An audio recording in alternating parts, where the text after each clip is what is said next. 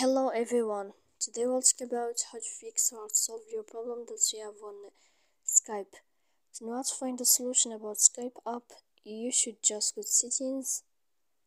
Here in this page you click apps, default apps, app settings. After that you'll enter to the window of Skype. Then you click on first stop, you click OK.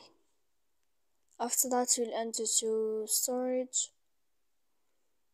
Here we click clear cache. Then you can go to Play Store. If you'll find your update on display sign, you can click to update app, or you can go to your airplane mode, you can turn on. Then you can wait a moment to turn off your airplane mode again. So please don't forget to support us by liking and subscribe. See you next time in another video, and thank you for your attention.